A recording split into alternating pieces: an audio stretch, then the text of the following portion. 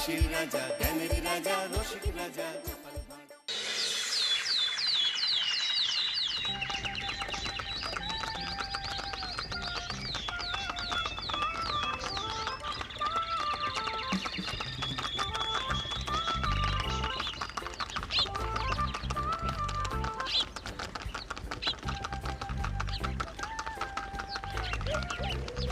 অনেক দিন পর বেশ লাগছে বন ভ্রমণ।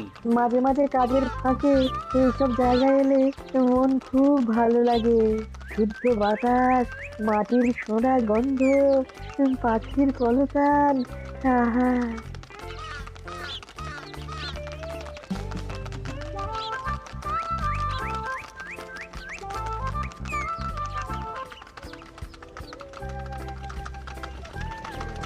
মহারাজের রথ থামছে।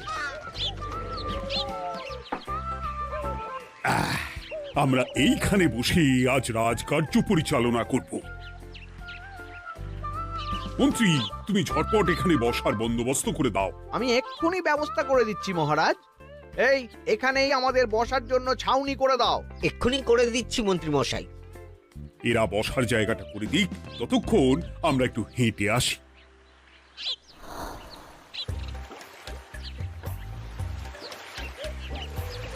সকালবেলা হাঁটা শরীরের পক্ষে খুব ভালো মহারাজ।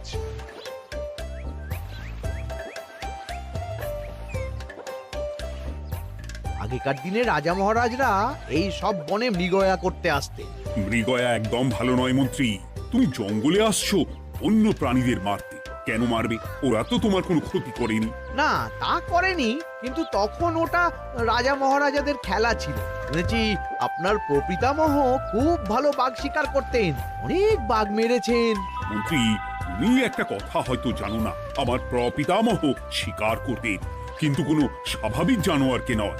যে বাঘ মানুষ খেকো হয়ে প্রজাদের ক্ষতি করত, আমার প্রপিতামহ সেই সমস্ত বাঘদেরই মারতেন। এছাড়া উনি বন্য প্রাণী সংরক্ষণ করতে বড়ই ভালোবাসতেন।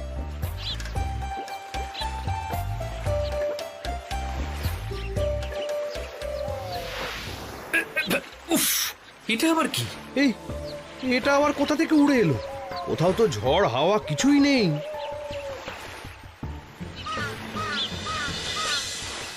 একটা ধাঁধা মহারাজ, এই কাগজে লেখা। ধাঁধা? পড়ো দেখি। জোয়ার ভাটা প্রভুর খেলা, ভাটা হবে হলে বেলা। ভাটা হলেই দেখা যাবে লাল রঙের এক পাথর পাবে। নদীর ধারে গর্ত করে যত্নে সাজাই কলস ভরে। হেথায় হোথায় ছড়িয়ে যাহা, অন্ধকারে জলে তাহা। ঢুকলে চক্ষু ঝলসে যাবে, হাতের কাছে ঘন্টা পাবে। ঠিক ঘন্টা বাজলে পরে পড়বে ঝরে থরে থরে। ঘন্টা যদি হয় ভুল, যেন তুমি হারাবে কুল। ঠিক ঘন্টা চিনতে হলে নকশা দেখো চক্ষু খুলে। সিন্দুক দেওয়ালে হাত দাও, আসল ঘটনা জেনে নাও। ওরে বাবা, খুব দীর্ঘ ধাঁধা। তা মন্ত্রী, তুমি কিছু বুঝলে? এটা একটা গুপ্তধনের নকশা।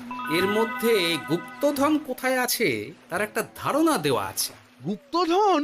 ওটা আমাকে পেতেই হবে, পেতেই হবে। দেখি দেখি একবার কাগজটা দাও। গোপাল, কাগজটা আগে আমার হাতে দাও, দেখি ভালো করে। এখন নদীতে জোয়ার চলছে গোপাল। একটু পরেই ভাটা শুরু হবে। হ্যাঁ, ভাটা না হলে কিচ্ছু বোঝা যাবে না। এখানে স্পষ্ট লেখা আছে, ভাটা হলেই দেখা যাবে লাল রঙের এক পাথর পাবে। তার মানে আমাদের ভাটা হওয়া পর্যন্ত অপেক্ষা করতে হবে। না, সময় নষ্ট না করে ধাঁধাটার সমাধান করতে শুরু করি। ভাটা হলে একটা লাল রঙের পাথর দেখা যাবে, এই পর্যন্ত পরিষ্কার আছে। বুঝতে হবে ওর পর থেকে। পড়ো গোপাল, চলো আমরা সবাই বুদ্ধি লাগাই। নদীর ধারে গর্ত করে যত্নে সাজাই কলস ভরে।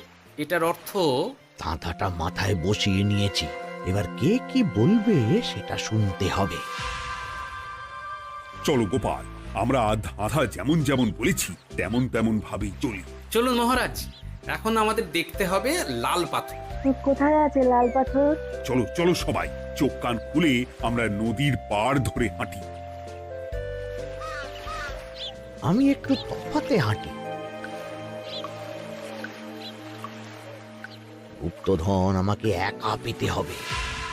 ভাটা হলেই দেখা যাবে লাল রঙের এক পাথর পাবে। আমাকে চোখ কান খোলা রাখতে হবে।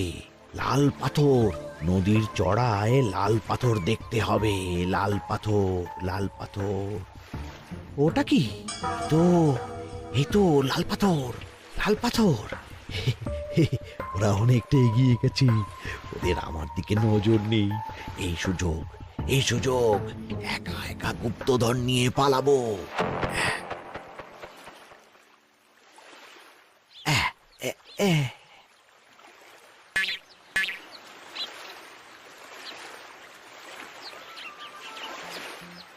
কি গো, আমরা তো হেঁটেই চলেছি, লাল পাথর তো কই দেখতে পাচ্ছি না। আরেকটু হাঁটতে হবে মহারাজ, গুপ্তধন বলে কথা, ওকে আর সহজে ধরা দেয়?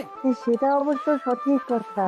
আচ্ছা, আমরা সবাই তো আসছি হেঁটে হেঁটে, মন্ত্রী মশাই গেলেন কোথায়?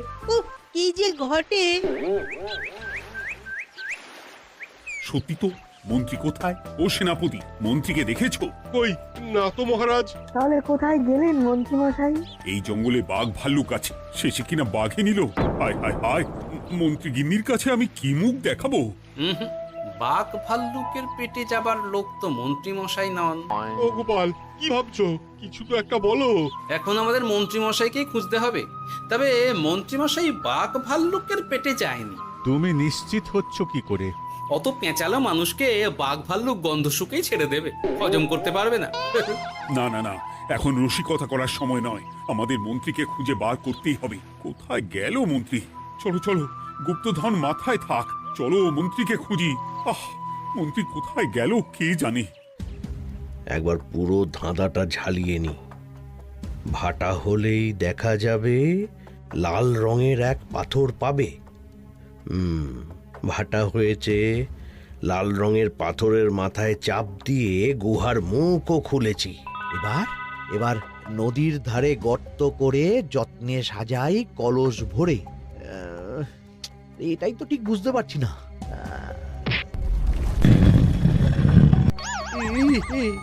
এই রে, এবার কি হবে? হ্যাঁ মহারাজ, কোথাও একটা আওয়াজ হলো।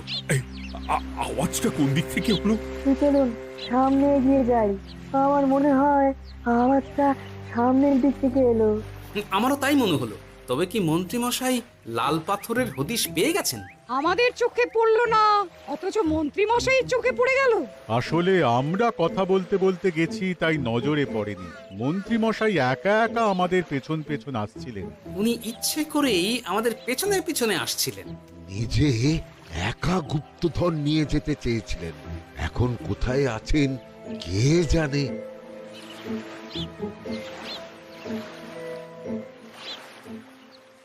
এই অন্ধকারে কিছু দেখতে পাচ্ছি না তো। ধাঁধাতে কি ছিল? হ্যাঁ, কি ছিল? হেথায় হোথায় ছড়িয়ে যাহা, অন্ধকারে জলে তাহা, ঢুকলে চক্ষু ঝলসে যাবে, হাতের কাছে ঘন্টা পাবে। পেয়েছি পেয়েছি, ঘন্টা ঘন্টা ঘন্টাটা পেতে হবে। ঘন্টাটা ঘন্টাটা ঘন্টা। ভাটা হলেই দেখা যাবে লাল রঙের এক পাথর পাবে। নদীর ধারে গর্ত করে যত্নে সাজাই কলস ভরে, হেথায় হোথায় ছড়িয়ে যাহা, অন্ধকারে জলে তাহা, ঢুকলে চক্ষু ঝলসে যাবে, হাতের কাছে ঘন্টা পাবে। ঠিক ঘন্টা বাজলে পরে পড়বে ঝরে থরে থরে, ঘন্টা যদি হয় ভুল যেন তুমি হারাবে কুল। ঠিক ঘন্টা চিনতে হলে নকশা দেখো চক্ষু খুলে, সিন্দুক দেওয়ালে হাত দাও, আসল ঘটনা জেনে না। এবারে ভালো করে ঠান্ডা মাথায় ভাবতে হবে। ভাটা হলেই দেখা যাবে লাল রঙের এক পাথর পাবে। সেই লাল পাথরটাই তো খুঁজে পাওয়া যাচ্ছে না, অথচ মন্ত্রী মশাই খুঁজে পেলেন। আওয়াজটা কোথা থেকে আসছিল? এই কাছে পিঠে এই কোথা থেকে আওয়াজটা আসছিল।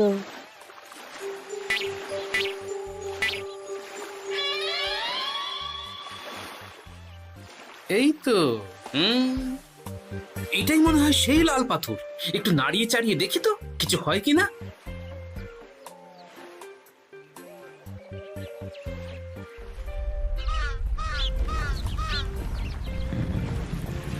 এই তো কাজ হয়েছে। এই তো সুড়ঙ্গ। আপনারা নিচে নামুন। আপনারা কি দেখছেন সেটা বলবেন মহারাজ। সবাই যদি নেমে যাই, যদি কোনো কারণে সুড়ঙ্গের মুখ বন্ধ হয়ে যায়, তাহলে আর আমরা বাইরে বেরোতে পারবো না মহারাজ। গোপাল ঠিকই বলেছে, আমরা দুজন বাইরে থাকি। মহারাজ, আর একটা কথা, কোনো ঘন্টায় হাত দেবেন না, মনে আছে তো? ঘন্টা যদি হয় ভুল, যেন তুমি হারাবে কুল। ওরে বাবা, এই বয়সে আর কুল হারাতে চাই না। ঠিক আছে, তোমার কথাই অক্ষরে অক্ষরে পালন করব। দেখি এই সুরঙ্গে মন্ত্রীমশাইকে দেখতে পাই কিনা। চলুন মহারাজ, সুরঙ্গে নামি। সবাই সাবধানে নামো।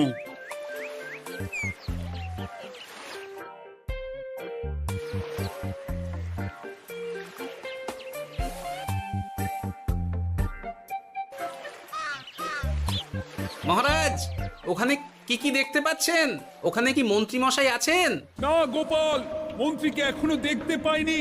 শুধু আমি এখানে অজস্র পাথর দেখতে পাচ্ছি। পাথরে পাথরে ছয় লাভ, ছোট বড় অজস্র। পাথরগুলো বড় অদ্ভুত, কিরকম কিরকম মানুষ মানুষ করুন। লম্বা বেটে হরেক রকম। মানুষ মানুষ গরম, সেটা কি রকম? আর কিছু? কোনো কলসি কি দেখতে পাচ্ছেন? কলসি তো দেখতে পাচ্ছি না। মহারাজ, কলসি থাকতেই হবে, কারণ ধাঁধায় লেখা আছে নদীর ধারে যত্ন করে যত্নে সাজাই কলস ভরে।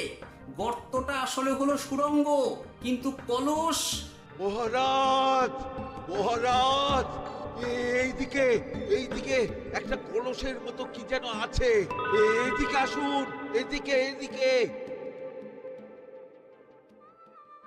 হ্যাঁ গোপাল, দেখতে পেয়েছি। এবার আমি যেরকম যেরকম বলবো সেই রকম সেরকমই করবেন। আমি বিজ্ঞানীকে নদী থেকে জল তুলে পাঠিয়ে দিচ্ছি। পাত্র কোথায় পাবে? আমাদের জল খাবার যে পাত্র আছে সেটা আনতে লোক পাঠাচ্ছি। ঠিক আছে। শুধু একটা কথা বলছি, আপনারা কেউই সুড়ঙ্গের ভেতরে কোনো কিছুতে হাত দেবেন না। কেন গোপাল? সব পরে বলবো, এখন আমি যা বলছি সেটা শুধু মনে রাখুন। সুড়ঙ্গের ভেতরে কিছুতে হাত দেবেন না। ঠিক আছে। প্রহরী, তুমি যাও, যেখানে আমাদের বসবার আয়োজন করা হয়েছে সেখানে গিয়ে একটা জলের পাত্র নিয়ে নদী থেকে জল ভরে নিয়ে এসো। গোপাল, মন্ত্রীমশাই কোথায় গায়েব হয়ে গেলেন? কোথাও গায়েব হয়ে যাননি বিজ্ঞানী, কোথাও গায়েব হয়ে যাননি উনি। উনি ওই সুড়ঙ্গের ভেতরেই আছেন। কিন্তু কেউ তো ওনাকে দেখতে পাননি। সম্ভবত পাথর হয়ে আছে। এখন কিভাবে পাথর হয়েছেন সেটা তো আমি বলতে পারবো না। সবটাই স্বপ্নের মতো লাগছে। ঠিক যেন স্বপ্নের মতো লাগছে। এই জীবনে সুরঙ্গ দর্শন হয়ে গেল। আমাদের পাতাল প্রবেশ। পাতালে আসিয়া আমি মনে মনে বলি, গুপ্তধর নিয়ে আমরা যেন সৎ পথে চলি। তোমার এখনো কাব্য আসছে সভাকবি? আসছে মানে কাব্যের সাথে আছে রোমাঞ্চ, করছে গা শীত, হচ্ছি আমি অধীর। মহারাজ, জল দিয়ে বিজ্ঞানীকে পাঠাচ্ছি। কি করতে হবে বিজ্ঞানীকে সব বলে দিয়েছি। তুমি ভেতরে আসবে না? আসবো ঠিক সময়ে। এখন আমি যেমন যেমন বলবো আপনি ঠিক তেমন তেমন করবেন। ঠিক আছে। বিজ্ঞানী, যেমন যেমন বললাম ঠিক তেমন তেমন ভাবে কলসিকে জল দিয়ে পরিষ্কার করবে। মনে রেখো, ধাঁধায় আছে কলসি সাজাই যতন কর। তুমি একটা কথা মনে রেখো বিজ্ঞানী, কোথাও হাত দিও না কিন্তু। ঠিক আছে গোপাল, তোমার উপস্থিত বুদ্ধির তুলনা নেই। আমি যাচ্ছি গোপাল। সাবধানে সাবধানে। মহারাজ, বিজ্ঞানী যাচ্ছে। সাবধানে নামো, সাবধানে। মহারাজ, কলসিটা কোথায়? ওই তো, একটু সাবধানে যাও।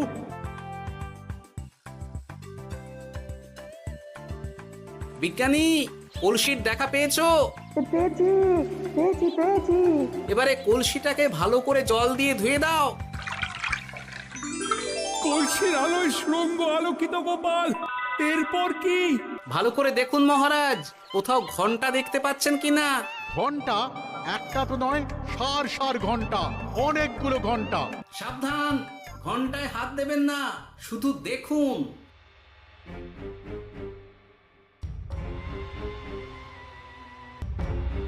মহারাজ, আমরা গুপ্তধনের খুব কাছে চলে এসেছি। তাই নাকি? কি ক্ষীরের গজা। আহ সভা কবি, চুপ করো। এখনো আমরা গুপ্তধন পাইনি। আমার মুখে দাঁড়িয়ে সবগুলো তারা আঁকা। বিজ্ঞানী, কোনো ঘন্টায় চাঁদের নকশা করা আছে কি? একটু দেখে বলো না। আমি আতস কাজ নিয়েই দেখছি, সব ঘন্টাতেই তারা আঁকা। খবরদার, কোনো ঘন্টাকেই ছোঁবে না। ঠিক আছে, কোনো কিছু না ছুঁয়ে আমি দেখছি। পেয়েছি গোপাল, চাঁদ আঁকার ঘন্টা পেয়েছি। ওই ঘন্টাটা বাজাও, বাজাও।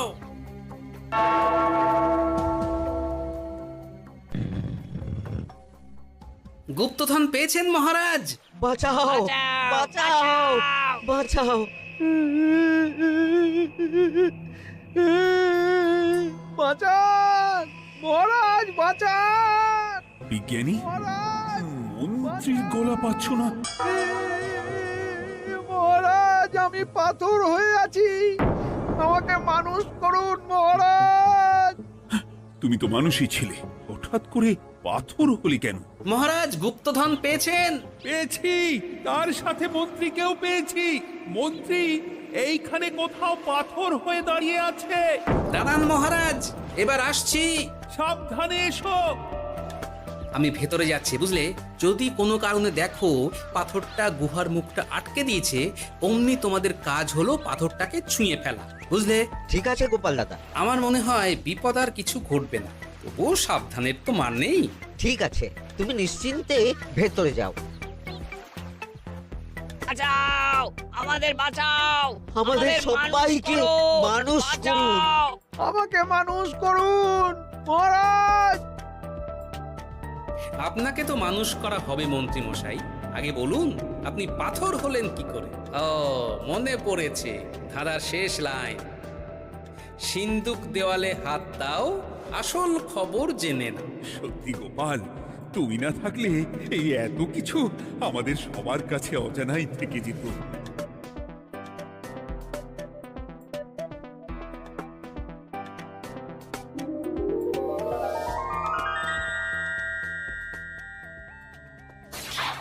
ধন্যবাদ আমাকে মুক্ত করার জন্য। আপনি কে? আমি যক্ষ। আমাকে এই ধন সম্পত্তি পাহারা দেওয়ার জন্য এক ডাকাত দলের সর্দার যক্ষ করে রেখেছিল। আমি 100 বছর ধরে এইখানে যক্ষ হয়ে আছি। আমি তোমার জন্য মুক্ত হলাম গোপাল। এই সম্পত্তি তোমার গোপাল। সম্পত্তি নিয়ে আমি কি করব? আমি এই সব সম্পত্তি মহারাজকে দান করলাম, রাজ্যের অনেক কাজ হবে এতে। তুমি ধন্য গোপাল, তুমি ধন্য। এবার আমার যাবার সময় এসেছে, আমাকে যেতে হবে। যাবার আগে এই পাথরগুলোকে মানুষ করে যান। এরা সব লোভী। আমি আমার সীমিত ক্ষমতায় এই গুপ্তধনের ধাঁধাকে এখানে যারাই ভ্রমণ করতে আসে তাদের হাতে তুলে দিই, কিন্তু কেউ এই ধাঁধার সমাধান করতে পারে না। সবার মনে লোভ কাজ করে, এই লোভ এদেরকে পাথর করে রেখেছে। পাথর হলো কি করে? একটা মানুষ এসে বুক ভরা লোভ নিয়ে আধা পুরো না জেনে পাথরে হাত দিলেই সে পাথর হয়ে যাবে। আমাদের আমাদের আমাদের ভুল ভুল হয়েছে, হয়েছে। আর লোভ আর করবো লোভ না, করবো না। আমাদের বাঁচাও। আমাকে মুক্ত করে দিন, আমার খুব ভুল হয়েছে মহারাজ, মুক্ত করে দিন আমায়। তুমি এখানে আগে এসেছিলে, তাই তো আগে এসে ভাবলে নিজেই একা একা গুপ্তধনকে হরপ করে দেবে। এদিকে তোমাকে না দেখতে পেয়ে আমাদের কত চিন্তা হচ্ছিল। যারা লোভী তারা কারো কথা ভাবে না, শুধু নিজের কথা ভাবে। আমাকে আর একটা সুযোগ দিন, আমি আর লোভ করব না মহারাজ। ও, তোমার কথার কোনো দামই নেই। না মহারাজ, আমাকে আর একটা সুযোগ দিয়ে দেখুন, আমি আর লোভ করব না, আমাকে মানুষ করুন মহারাজ। আমাদের সবাইকে আমাদের মানুষ সবাইকে করুন। মানুষ করুন, দয়া দয়া করে করুন, দয়া মানুষ করুন। করুন। যক্ষরাজ, এদের আপনি ক্ষমা করে দিন। ঠিক আছে, তোমাদের আবার মানুষ করে দিচ্ছি।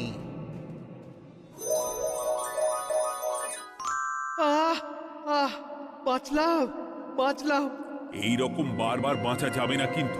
এবার সাপ ব্যাং যাই হবে না কেন ওইভাবেই থাকতে হবে, এই আমি বলে দিলাম। এবার আমার মুক্তি। মুক্তি নেবার আগে আরেকটা প্রশ্ন, যে ডাকাত সর্দার তার সম্পত্তিকে রাখার জন্য আপনাকে যক্ষ বানিয়েছিল, এ সম্পত্তি তো তাদের, আমরা তো নিতে পারি না। লোভ বড় খারাপ গোপাল, অতিরিক্ত লোভ মানুষকে পশু করে দেয়। ওই ডাকাত দল এই সম্পত্তির জন্যে সবাই কাটাকাটি করে মরে গেছে, কেউ আর বেঁচে নেই। সুতরাং এই সম্পত্তিতে তোমার অধিকার আছে, এই সম্পত্তি তুমি গ্রহণ করো। নিলাম আমি, কিন্তু এই সম্পত্তি মহারাজকে আমি দান করলাম। ডাকাত দল জনগণের সম্পদকে লুঠেই তো সম্পত্তি বানিয়েছে, তাই আমি জনগণের কাজে লাগবার জন্যই এই সম্পত্তি মহারাজকে দিলাম। গোপাল, তোমার জয় হোক। এবার তাহলে আমি যাই, তোমরা সবাই সুখে থেকো আর ভালো থেকো। গোপাল, তোমার তুলনা হয় না। তোমার ঋণ আমি কোনোদিন শোধ করতে পারবো না। তুমি কৃষ্ণনগরের জন্য যা করলে তা ইতিহাসে লেখা থাকবে। না মহারাজ, আমি এমন কিছু করিনি, এই কাজ সবাই করবে। জয় গোপালের জয়, জয় গোপালের জয়, জয় কৃষ্ণনগরের জয়।